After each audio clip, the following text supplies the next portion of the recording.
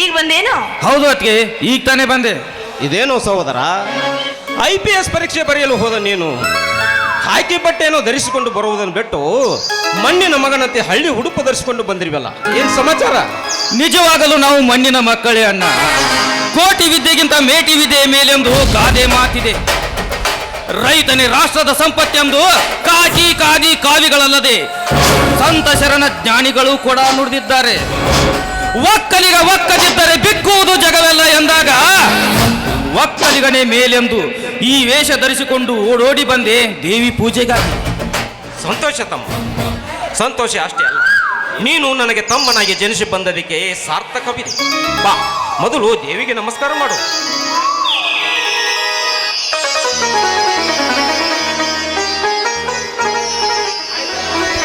ಅಣ್ಣ, ಅತ್ತಿಗೆ, ಈ ದೇವಿಯ ಆಶೀರ್ವಾದದೊಂದಿಗೆ ನನಗೆ ನಿಮ್ಮ ಆಶೀರ್ವಾದವು ಬಹಳ ಮುಖ್ಯವಿದೆ. ನೀವು ಆಶೀರ್ವಾದ ಮಾಡಿ.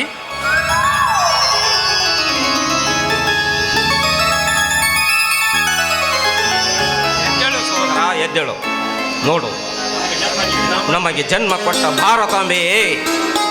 ಭಾರತಾಂಬೆಯ ಚೊಚ್ಚಲ ಮಗನಾದ ರೈತ ಭ್ರಷ್ಟ ಅಧಿಕಾರಿಗಳು, ಭ್ರಷ್ಟ ರಾಜಕಾರಣಿಗಳ ಹೊಡೆತಕ್ಕೆ ಸಿಕ್ಕಿ ನ್ಯಾಯದ ನಿರಾಸೆಯ ನಿಟ್ಟುಸಿರಿನಲ್ಲಿ ಬಳಲಿ ಲಂಚ ಎಂಬ ಸರಪಳಿಯಿಂದ ಕಟ್ಟಿಸಿಕೊಂಡು ಸದಾಕಾಲ ನರಳುತ್ತಿದ್ದಾನೆ.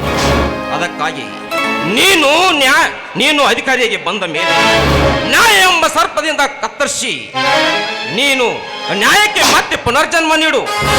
ಅಂದಾಗ ನೀನು ನನ್ನ ತಮ್ಮನಾಗಿ ಜನಿಸಿ ಬಂದದಕ್ಕೆ ಸಾರ್ಥಕವಾಗುತ್ತದೆ. ಇದೇ ನನ್ನ ಬಲವಾದ ಆಶೀರ್ವಾದ. ಈ ಮಾತ ನನ್ನ ಮೈದನಿಗೆ ಹೇಳೋದು ನೀವು? ಅವನು ಸಾಮಾನ್ಯನ್ರಿ, ಬಾಹುಬಲಿ ಹೊನ್ನೂರು ರಾಜ ಹುಲಿ ಇದ್ದಂಗ ರಾಜ. ನೋಡಪ್ಪ, ರೈತ ಅದೆಷ್ಟೋ ಕಷ್ಟಪಟ್ಟು ಬೆಳೆನ ಬೆಳಿತಾನೆ. ಆದ್ರೆ ಆ ಬೆಳೆಗೆ ಒಳ್ಳೆ ಬೆಲೆ ಇಲ್ಲದೆ ಕಳ್ಳ ಕದಿಮರ ಪಾಲಾಗಿ ದುಷ್ಟ ರಾಜಕಾರಣಿಗಳು, ಅಧಿಕಾರಿಗಳು ತಮ್ಮ ಬೊಕ್ಕಸವನ್ನ ತುಂಬಿಸಿಕೊಳ್ಳೋಕೆ ಓಡಾಡ್ತಾ ಇರ್ತಾರೆ. ನೀನಂಥವ್ರನ್ನ ಸುಮ್ಮನೆ ಬಿಡಬಾರ್ದು. ಅವರಿಗೆಲ್ಲ ಝಾಡಿಸಿ ಒದ್ದು ಬುದ್ಧಿ ಕಲಿಸುವಂತ ದಿಟ್ಟ ಅಧಿಕಾರಿಯಾಗಿ ಬರಬೇಕು ಅಂತ ನಮ್ಮ ಆಸೆಯಪ್ಪ. ಆಯ್ತು ಅತ್ತಿಗೆ, ಆಯ್ತು. ನಿಮ್ಮೆಲ್ಲರ ಆಶೀರ್ವಾದದಿಂದ ನಾನೊಬ್ಬ ಪೊಲೀಸ್ ಅಧಿಕಾರಿಯಾಗಿ ಕಂಡ ಹೆಂಡದಿಂದ ಕಂಡವಳಿಗೆ ಕೈ ಮಾಡಿ ಬಂಡತನದಿಂದ ಪುಂಡನೆಂದು ಮೆರೆಯುವವನ ರುಂಡನ ತೆಗಿತೀನಿ. ಶ್ರೀಮಂತಿಕೆಯ ದರ್ಪದಿಂದ ಬಡವರನ್ನು ಒದ್ದಾಳು ಆ ರೌಡಿಗಳಿಗೆ ನಾಗಸರ್ಪವಾಗಿ, ಹಣದ ಬಲದಿಂದ ಧರ್ಮ ಜ್ಯೋತಿ ಆರಿಸಿ ಅರಸನೆಂದು ಆಣೆ ಹತ್ತಿದ ಆ ಕುನ್ನಿಗೆ ನಾಯಮನಾಗಿ, ಹೆತ್ತ ತಾಯಿಯ ಕತ್ತು ಕೊಯ್ಯಲು ಹೊರಟ ತಾಯಿಗಂಡರಿಗೆ ಕೊಂಡ ಪರಶುರಾಮನಾಗಿ, ಸತ್ಯವೆಂಬ ಕೀರ್ತಿಯ ಶಿಖರದ ಮೇಲೆ ಮಮತೆ ಎಂಬ ಪನತೆಯ ನಿಟ್ಟು ಮಮಕಾರವೆಂಬ ಎಣ್ಣೆ ಹಾಕಿ ಶ್ರದ್ಧೆ ಎಂಬ ಬತ್ತಿ ಹೊತ್ತಿಸಿ ರೈತ ಹಚ್ಚಿದ ದೀಪ ಬೆಳಗದಿದ್ದರೆ ನಾನಿನ್ನ ಮೈದುನ ಛಲಗಾರ ಕಲಿಯುಗದ ಭೀಮನೇ ಅಲ್ಲ. ಸಹೋದರ, ಈ ನಿನ್ನ ನಿರ್ಧಾರದ ನಡಿ ಶಿವನಡಿಗೇರಬೇಕಾದರೆ ಮೊದಲು ನಿನ್ನ ಕೈ ಕಚ್ಚೆ ಬಾಯಿ ನಿನ್ನಡ ಹಿಡಿತದಲ್ಲಿಟ್ಟುಕೊಂಡು ಆ ಕಾಡನ್ನೇ ಕದ್ದು ನಾಡನ್ನೇ ನಡಗಿಸಲು ಹೊರಟ ಕಾಡುಗಳ್ಳ ವೀರಪ್ಪನನ್ನು ಗುಂಡಿಕೆದ ಗಂಡು ಹೊಲಿ ನಮ್ಮ ಕರ್ನಾಟಕದ ಪೊಲೀಸ್ ಜ್ಯೋತಿ ಪ್ರಕಾಶ್ ಮಿರ್ಜಿಯಂತೆ ಕೆಟ್ಟ ವಿದೇಶಾಲಿ ಆಗುಬಾಳು. ಆಯ್ತು ಅಣ್ಣ, ಇದಕ್ಕೆಲ್ಲ ನಿನ್ನ ಆಶೀರ್ವಾದವಿದ್ದರೆ ಈ ನಾಡಿನ ದುಷ್ಟರ ಹಣೆ ಬರಹವನ್ನೇ ಬದಲಾಯಿಸಿ ಬಿಡುತ್ತೇನೆ. ಅಷ್ಟೇ ಅಲ್ಲ ಸಹೋದರ, ಕಾಯ್ದೆ ಎಂದರೆ ಕಾನೂನನ್ನೇ ಪಾಲಿಸುವಂತೆ ಅರ್ಥ. ಲಂಚದ ಆಸೆಗಾಗಿ ಕಾನೂನನ್ನು ಮರೆತು ಕೀರ್ತಿಗೆ ಮಸೆ ಬೆಳೆದು ಅದೆಷ್ಟು ಜನರು ಲೋಕಾಯುಕ್ತರ ಬಲೆಗೆ ಬಿದ್ದು ತಮ್ಮ ಅಧಿಕಾರವನ್ನು ಕಳೆದುಕೊಂಡು ಆಗಿದ್ದಾರೆ. ಅವರಂತೆ ನೀನು ಆಗದೆ ಒಬ್ಬ ನಮ್ಮ ಕರ್ನಾಟಕದ ಹೆಮ್ಮೆಯ ಪುತ್ರ ಲೋಕಾಯುಕ್ತ ಅಧಿಕಾರಿಯಂತೆ ನೀನು ಒಬ್ಬ ನಿಷ್ಠಾವಂತ ಅಧಿಕಾರಿಯಾಗಿ ಬಾಳು. ಇದೇ ನನ್ನ ಛಲ. ಆಯ್ತಣ್ಣ, ಆಯ್ತು. ಅಡಿಗೈಗೂ ನಿನ್ನ ನುಡಿ ಪಾಲಿಸಿ ದೃಢ ಸರ್ಕಾರದ ಸೇವಕನಾಗಿ ನಿನ್ನ ಹೆಸರು ತರುತ್ತೇನೆ. ಇದು ನನ್ನ ಮಾರುತೇಶ್ವರನ ಸಾಕ್ಷಿಯಾಗಿಯೂ ಸತ್ಯ. ಅದೇ ಸಂತೋಷದಲ್ಲಿ ಎಲ್ಲರೂ ಕೂಡಿ ಹಾಡೋಣ ಬನ್ನಿ. ಮತ್ತೆ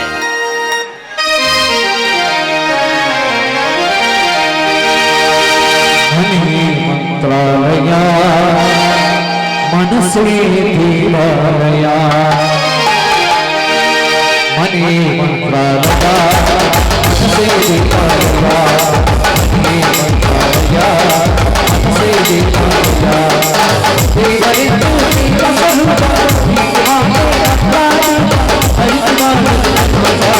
ಮನೆ ಮಂತ್ರಾಲಯ ಮನಸ್ಸೇ ದೇವಾಲಯ.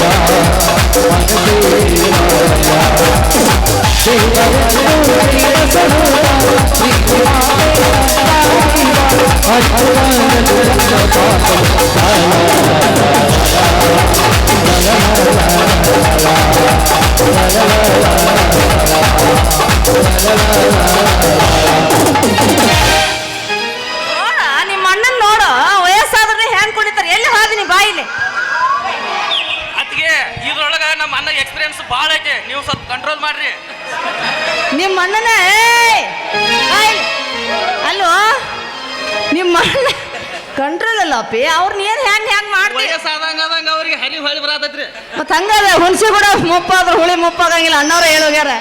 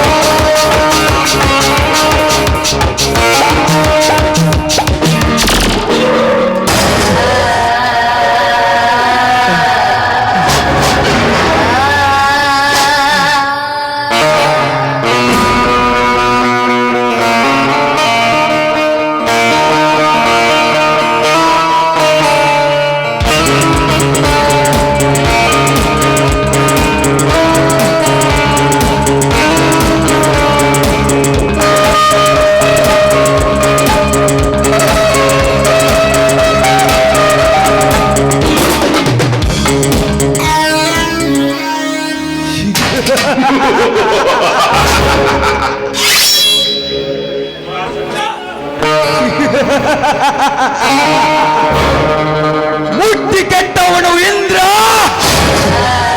ಮುಟ್ಟದೆ ಕೆಟ್ಟವನು ರಾವಣ.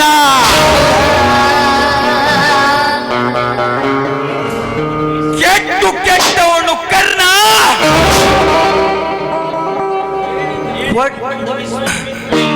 ಹೇಳಿ ಕೆಟ್ಟವನು ವಿಶ್ವಾಮಿತ್ರ, ಹೇಳದೆ ಕೆಟ್ಟವನು ಸತ್ಯ ಹರಿಶ್ಚಂದ್ರ.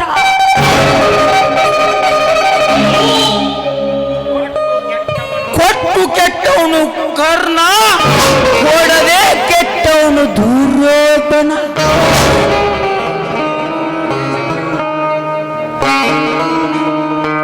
ಏ ಚಂದ್ರೇಗೌಡ, ಈ ಸಮಾಜದಲ್ಲಿ ನೀನೇನೇ ಮಾಡೋ, ಈ ಸಮಾಜ ನಿನಗೆ ಕೆಟ್ಟವನು ಎಂದು ಪಟ್ಟ ಕಟ್ಟಿಟ್ಟಿದ್ದೆ.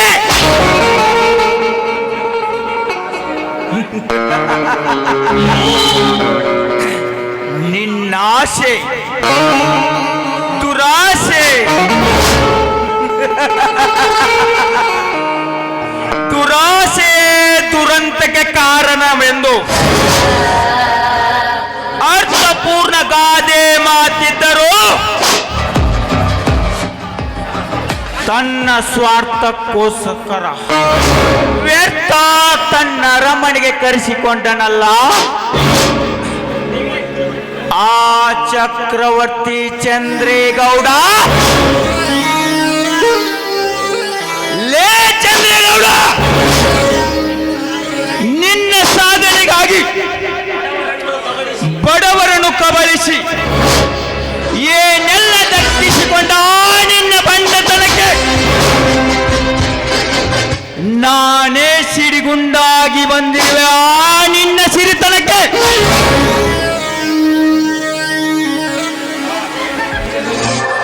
ಲೇ ಚಂದ್ರೇಗೌಡ,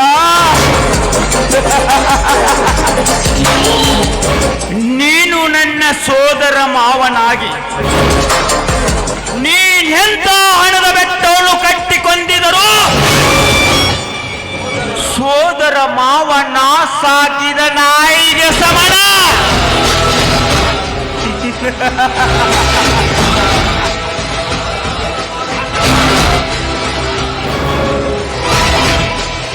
ಆ ಸಾಹಸ ಮಾಡಲೆಂದು ನಿನ್ನ ಸರ್ವಾಸಿ ಕದಿಲಕ್ಕೆ ನರ ನಾಗನಾಗಿ ಬಂದಿರುವೆ. ಆ ಗರ್ವಗುಡಿ ದೇವರನಾಗಿ ವರ ಪಡೆದು ಬಂದ ಸಿರಿ ಲಕ್ಷ್ಮಿಯನ್ನು ಸೆರೆ ಹಿಡಿದು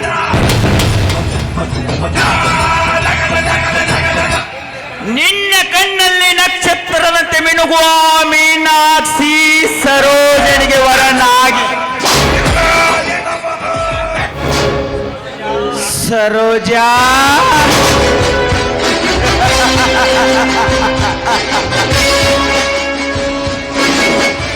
ಎಂದು ನಮ್ಮೂರಿಗೆ ಕಾಲಿಟ್ಟೆ ಅಂದೇ ನಿನ್ನ ಮೇಲೆ ಕಣ್ಣಿಟ್ಟೆ.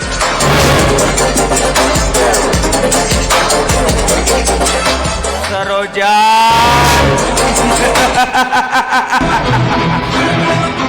ಮದುವೆ ಎಂಬ ಮದ್ದನ್ನು ತುಂಬಿ ಮುದ್ದಾಡಿ ಮಧ್ಯದಲ್ಲಿ ಕೈ ಬಿಡುವುದೇ ಕಾಮರಾಜನ ಕಾರಸ್ಥಾನ.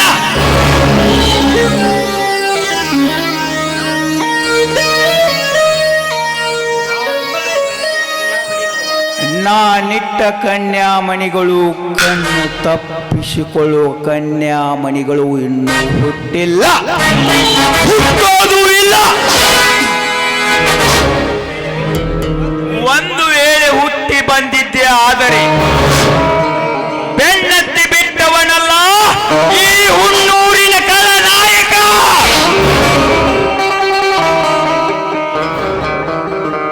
ಲೇ ಚಂದ್ರೇಗೌಡ, ಆ ಪ್ರೌಲೊಬ್ಬ ಗ್ರಾಮ ಪಂಚಾಯತ್ ಸದಸ್ಯರ ಏಕೈಕ ಪುತ್ರನೆಂದು ತಿಳಿದಿರಬಹುದು. ಈ ನರೇಂದ್ರನ ಕಾರಸ್ಥಾನ ನಿನಗೆ ಎಂದೂ ಅರ್ಥವಾಗಲ್ಲ. ನಿನಗಷ್ಟೇ ಅಲ್ಲಲೇ ಮಗನೇ, 9 ತಿಂಗಳು ಹೊತ್ತು ಬೆಳೆಸಿದ ನನ್ನ ತಾಯಿಗೆ ಅರ್ಥವಾಗಿಲ್ಲ ಅಂದಾಗ ನಿನಗ್ಯಾವ ಕಡೆಯಿಂದ ಅರ್ಥವಾಗುತ್ತಾನೆ ಈ ನರೇಂದ್ರ?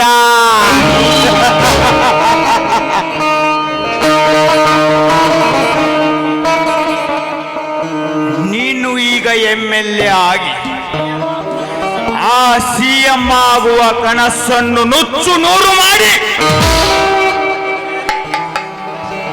ಮುಂಬರುವ ಚುನಾವಣೆಯಲ್ಲಿ ನಿನ್ನನ್ನು ಮಸಣ ಹಾದಿಗೆ ಕಳಿಸಿ 2028ಕ್ಕೆ ಬರುವ ಚುನಾವಣೆಯಲ್ಲಿ ತಾಲೂಕ್ ಪಂಚಾಯಿತಿ ಸದಸ್ಯನಾಗಿ ಜಿಲ್ಲಾ ಪಂಚಾಯಿತಿ ಅಧ್ಯಕ್ಷ ಆಗಿ ಒಂದಲ್ಲ ಒಂದು ದಿನ ಈ ಕ್ಷೇತ್ರಕ್ಕೆ ನಾ MLA ಆಗದಿದ್ದರೆ ಇವನು ನರೇಂದ್ರ ಅಲ್ಲ.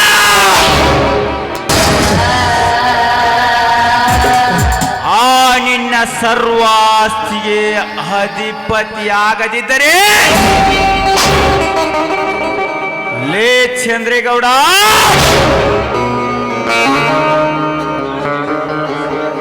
ಈ ಊರಿಗೆ ಅಧಿಪತಿ ಅಧಿಪತಿ ಒಬ್ಬನೇ ಆಗಿರ್ಬೇಕು. ಲೇ ಚಂದ್ರೇಗೌಡ,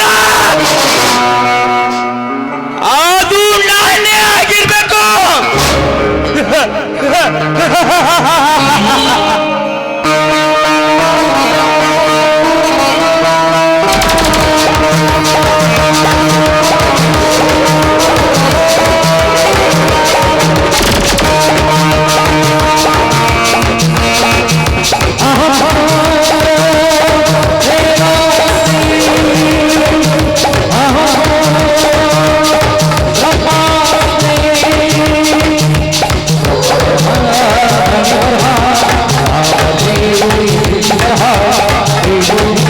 सुधा